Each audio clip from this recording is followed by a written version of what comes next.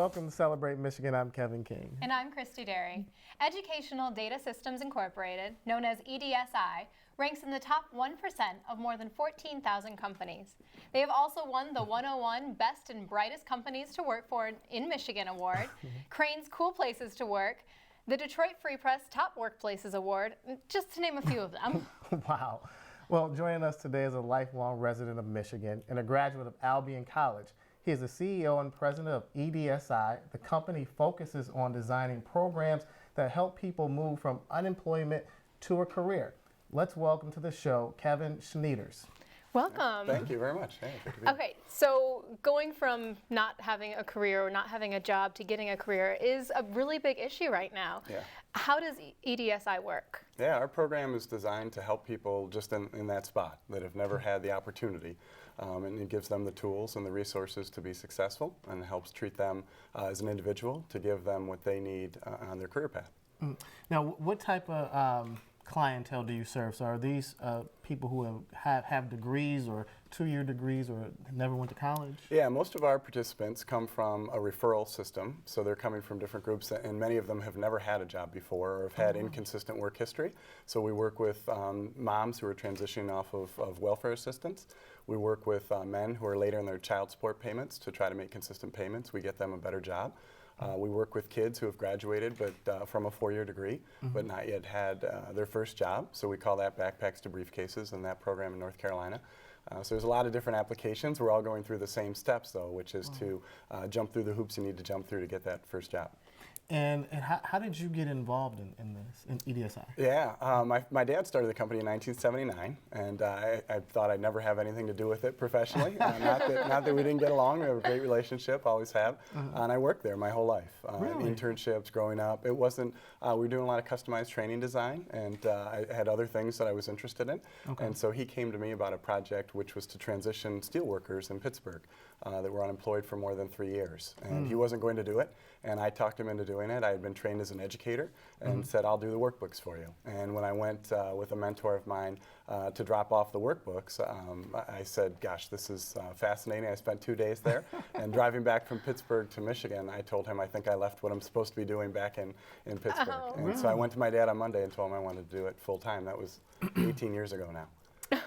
But now you're here in Michigan, not Absolutely. in Pittsburgh. So how did Yeah. it open up and start working here in Michigan? Yeah, it was great for us to start in Pittsburgh because we didn't have a home field advantage. The company had always been headquartered in Dearborn, Michigan. Okay. So we have opened up now more than 30 offices from Chicago, across Michigan, across Pennsylvania, Staten Island, cool. Manhattan, Jesus. down to Raleigh. So they're all over the place, all transitioning people from unemployment to work. And so we've been in Michigan. We love Michigan, and we'll always be in Michigan. We have offices in different locations. So when I hear you say this, I immediately think about the stories behind the people. Yeah. And a lot of times that's a humbling experience where someone doesn't want to come for help. Yep. How do you get past that? Yeah, it's trust, really. It's trust in that relationship. I think it is overwhelming for us. We tell everybody that we're all 2 paychecks away from being in the exact same position. Right. When we work with people, we have to approach it with that attitude. And so they're coming with us having never failed, we like to say, because they've never taken a chance. And now they're taking a chance, and it's incumbent upon us to help them on that journey. And when we do that, there's a tremendous amount of responsibility, to your point, Kevin. We take it very seriously. Give me an example. Tell me a story about someone who has come in, a success story, Yeah. and left your place and went from unemployment to employment. Yeah, there's so many of them. The best one that I like to reference is someone that's worked with us for more than 10 years. I should mention that in our 380 employees, 14% of them have come through our programs. So we've grown from 14 employees to over close to 400 in 18 years, and we've done that growth in large part by hiring our participants, which is cool. great. So to your point, Kevin, was a graduate of Temple University, and she came to us because she had gotten pregnant right before she graduated. And in her sphere of influence, the recommendation for her was to apply for welfare assistance. And so she came to our program as a referral from someone that was receiving assistance, and it didn't take us more than a couple minutes to recognize that she had unique talents and abilities. She started with us as what we would call a case manager or an employment counselor, and has moved up to a manager, and she's been managing programs for us for more than a decade. Wow. And those success stories are all throughout the organization, and it's great to see. That's wonderful. Now, when somebody comes in for the first time, or do they have to apply to get into the programs? Yeah, no, we don't turn anyone away Okay. once that referral is made.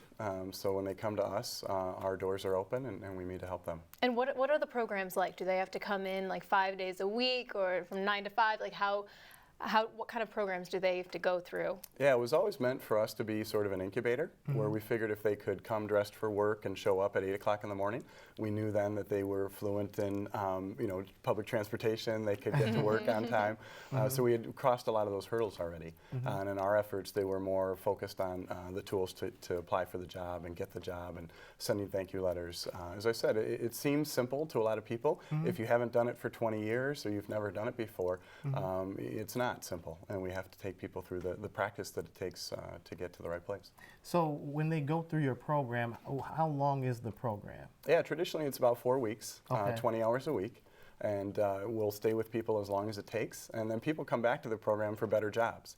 So after they've been working for about 6 months, we don't track them through the funding that we get, but our doors are always open to them. So you'll see people come back to our program that have been working for more than 8 years.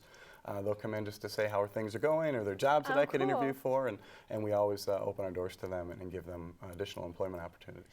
And what kind of employment do people normally get after having gone through these programs? Yeah, that's the fun thing about it. It could be anything. It's based upon what their interest is. So lots of times we'll get people that are coming to us with no experience, but they say they want to be a veterinarian. And our job is to show them what that path looks like and to make sure they're prepared for it.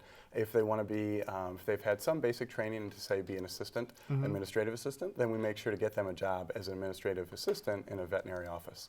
So they're in the right space then and they can start that career progression. Oh, very cool. And so, networking now is such a huge part of the job search. Yep.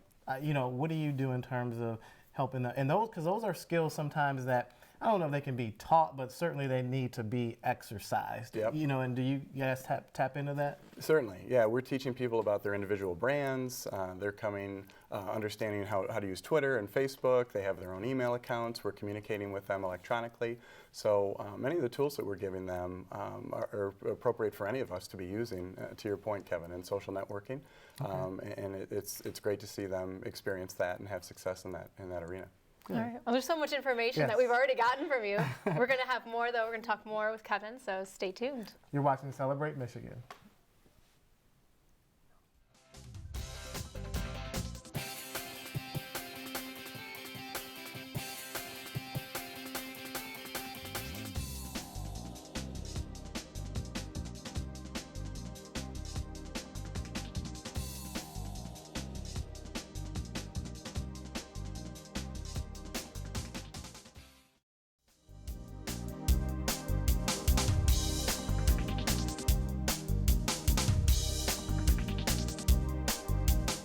Welcome back to Celebrate Michigan. I'm Kevin King. And I'm Christy Derry, and we are talking with Kevin Schnieders, President and CEO of Educational Data Systems Incorporated, known as EDSI. So Kevin, I'm sure employers really appreciate this service that you provide as well, because that helps as almost like a pipeline for workers, right? Yeah, absolutely. I mean, the connection that we make with our employers to provide them employees initially just gets extended in our relationship with them. So we're working with them to help them with their total talent management and using tools like our SkillDex software to help them understand what we call their skills balance sheet. And then we help them with things like knowledge retention. We see manufacturing companies that are losing 30 to 50% of their workforce in the next 3 to 5 years simply because they're aging out. And so we help them plan for that and set up systems where they can be prepared. You mentioned in the success story someone that graduated from Temple and then she couldn't find a job, and that she was encouraged to apply for welfare. Yeah. I mean, you just don't think of that when you graduate from college, that someone would have to go Or that even route so get close soon. to graduating.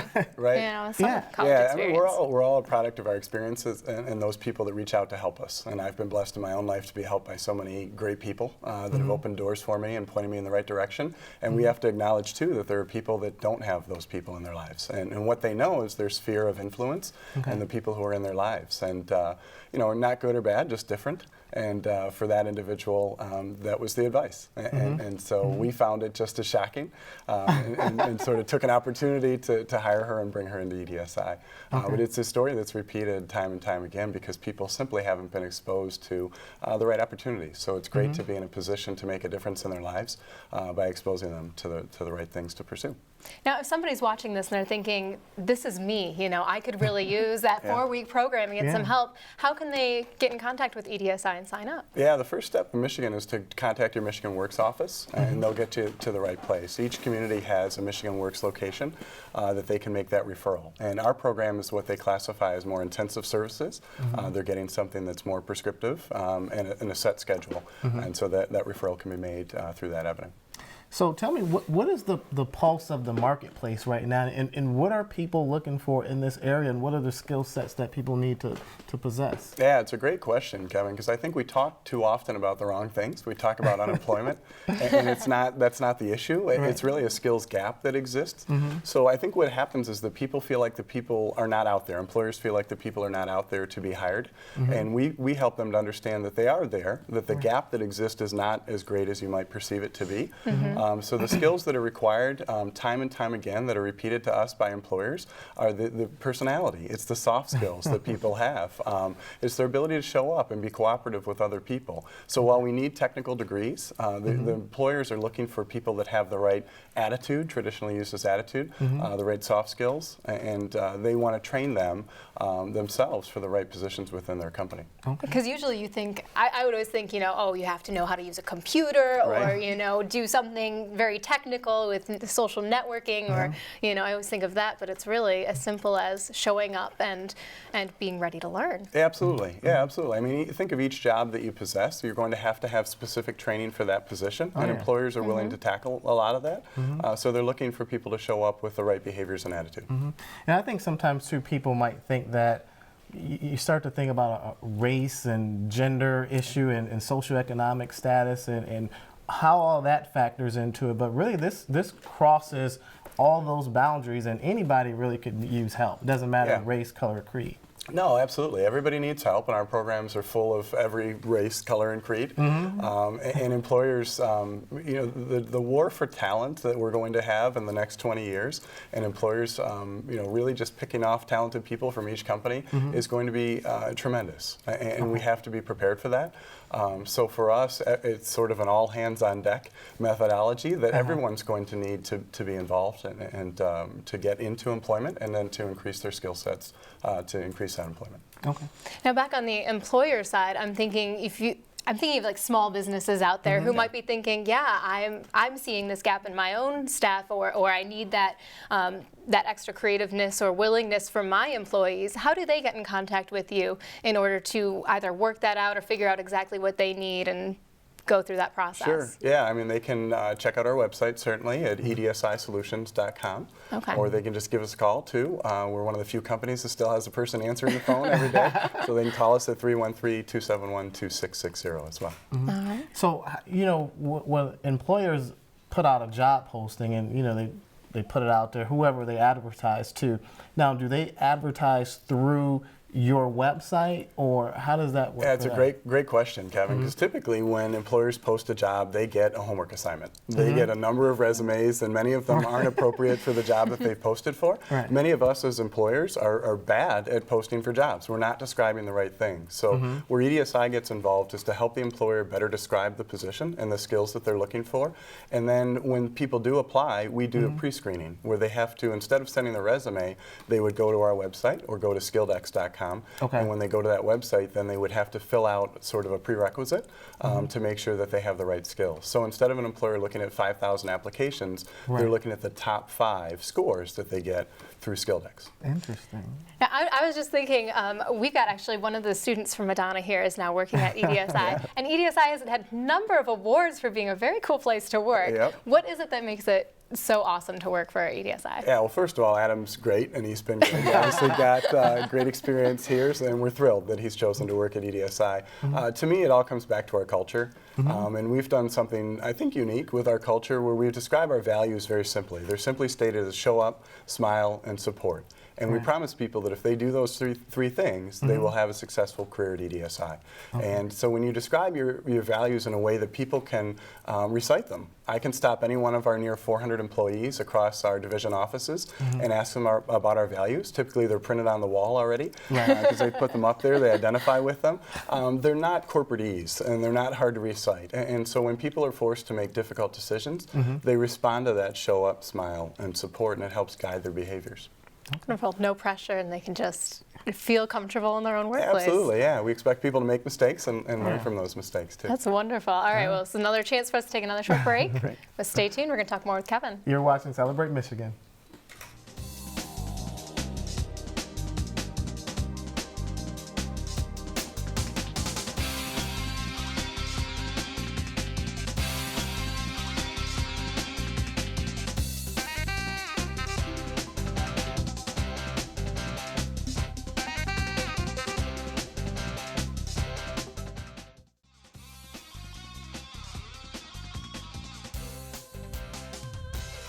Welcome back to Celebrate Michigan. I'm Kevin King. And I'm Christy Derry, and we are talking with Kevin Schnieders, President and CEO of Educational Data Systems Incorporated, also known as EDSI. And we actually have a short clip here made by Adam, our recent graduate here from Madonna University, that has a few examples of people who have been touched and gone through the programs with EDSI. Let's take a look.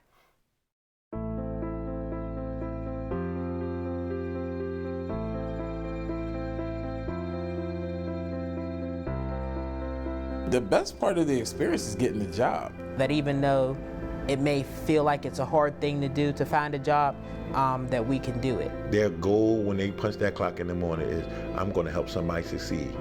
They want you to do better. They want you to get out this system. There are career opportunities here, different companies that I could put in 30 years and retire from. It's not just any job, it's the right job for you.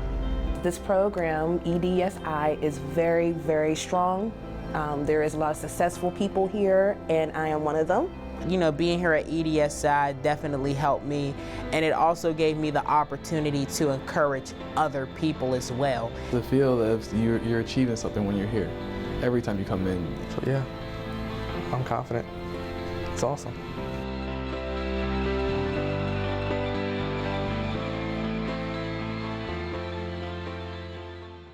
Now that is, I mean, you can see that they're very grateful for what you provide. And so how is that for you when you go home at night and you know that you're making a difference? And a lot of times we have jobs where we go home at night, we don't know if we're making a difference or not in someone's life. Yeah, I mean, it's overwhelming in part because there are 15,000 people that come through our programs every year.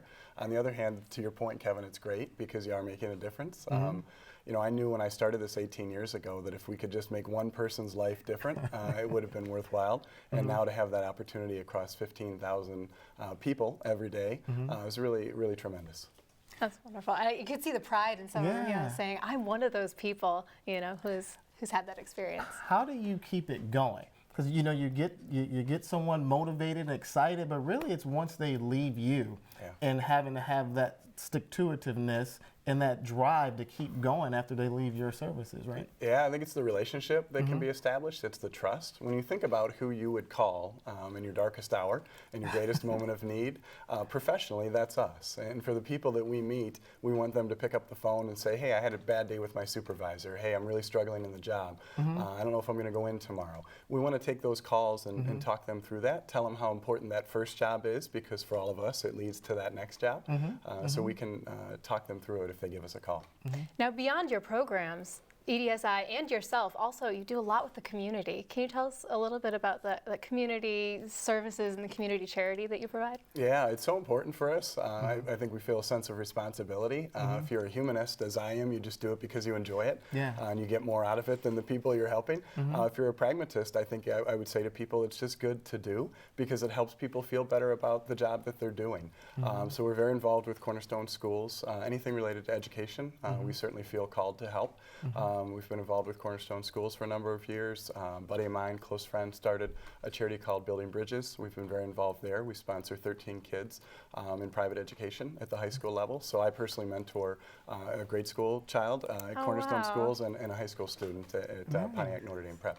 Nice. That's very cool. So let's look 5 years ahead. Yeah. Because you want to stay ahead of the curve, I would imagine, and just Absolutely. in this employment game. Absolutely. How do you stay ahead of it, and what should employees start working on now to meet the needs of employers 5 years from now? Yeah, I think traditionally, I guess I should say in the last 5 to 10 years, we've all been told that we're all free agents and that employers don't care about you. And I'm here to say we do care. Right. There are good employers out there that really care about their people. So I think find one of those companies. If you're an employee, that would be my advice, is to find an employer that cares about you as an individual and can help provide a vision for your career at that company. Also think about how you can change your job. Rather than go and finding another job, think about what you'd need to do to change that job. How many of us take the opportunity to just write down over a 2-week period what we like about our jobs and what we don't like about our jobs, and then try to create more of what we like about our jobs individually. For the employers, start planning. What is your skills balance sheet? What is your talent there? What skills are they performing? What do you need? How old are they? When are they leaving? And how do you protect against that? And how do you make them feel special in the work that they're doing? Because we truly believe if they're not happy, they can't be successful. And for EDSI to the future, 10, 20 years down the road, where would you like to see it go? Yeah, I think we'll definitely have more offices, because more offices to me means helping more people. So that 15,000 number that I referenced will be doubled, certainly in terms of more people that we can help. And then we want to be exposed to more employers that need our services, because we know that they're really going to struggle finding the right people and putting the right people in the right places. And we want to be an integral part of helping them to solve that challenge. Now, I want to, I'm sure there's some pessimistic people out there that says, look, Kevin, I've tried and tried and tried, and I still cannot find a job. This all sounds great, but how do you turn that beaten, defeated attitude down and make it optimistic? That's number one. And number two, I think about, because you're spread out over the country, how relocation is such a huge part of this now. If you can't find it in Michigan, maybe you can find it in New York. Sure, we hope they find it in Michigan, right? I mean, we love Michigan, and we hope they find it in Michigan. I think to don't give up, certainly, would be my advice, and also to know that it only takes one good meeting, and to go into that interview, instead of putting your hand out, really do your research. We give away so much information about our companies on the internet today. Do your research, come in with the questions, and don't pose the questions in terms of what that employer can give to you, but pose your questions in terms of how you can help that employer. I would ask people to think of themselves as consultants, to go in there and tell that employer how you can help them. And if all that fails, offer to work for free for a month. You're not working today, offer to work 20 hours a week for free. And work on a project that's stuck right now for that employer. How can I help you get that project unstuck and apply my skills to help your company? Okay. All right, well, we only have like a minute left. I would like to hear, I know we've talked about it a little bit, but that one piece of advice that you would give to somebody out there who's looking for a job. I think, certainly to try to change that perspective around, to going from a place of need to going to a place where you can help. To see that value, never stop looking in the mirror and seeing how you're special and unique and different, and then think about how that special and unique difference can be applied to help companies, and making sure that you're specific in every interview that you go on, and showing them how you are special and can help that company. Thank you so much for being on our show today. Thanks for having me. EDSISolutions.com. You can visit them on Facebook as well. And thank you for tuning into our show where we celebrate Michigan together. We'll see you next time. Bye.